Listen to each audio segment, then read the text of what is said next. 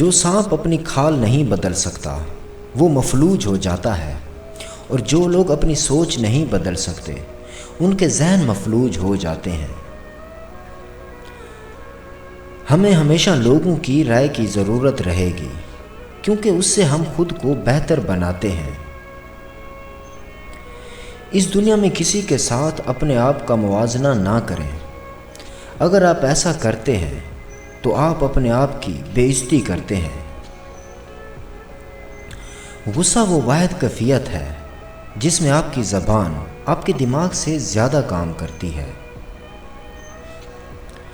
کسی کی خامیاں تلاش کرنا انسان کو اس مکھی کی طرح بنا دیتا ہے جو انسان کے صاف جسم کو چھوڑ کر صرف زخموں پر جا بیٹھتی ہے۔ اگر تم کو کوئی چھوٹا دکھائی دے تو اس کی دو وجوہات ہیں، یا تو تم اسے دور سے دیکھ رہے ہو یا پھر غرور سے دیکھ رہے ہو۔ مرد کا گناہ تالاب میں کنکر کی طرح ڈوب جاتا ہے، اور عورت کا گناہ ساری عمر کمل کے پھول کی مانند تیرتا رہتا ہے۔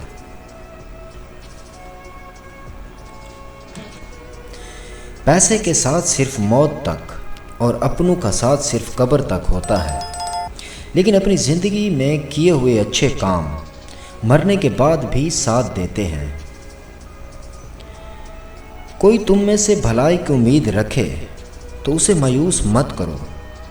لوگوں کی ضرورتوں کا تم سے وابستہ ہونا خدا کی تم پر عنایت ہے۔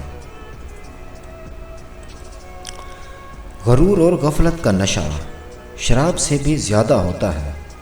جو اس نشے میں مبتلا ہو جاتا ہے وہ جلد ہوش میں نہیں آتا۔ سخت کلام ایسا آگ کا گولا ہے جو ہمیشہ کے لیے داغ چھوڑ جاتا ہے۔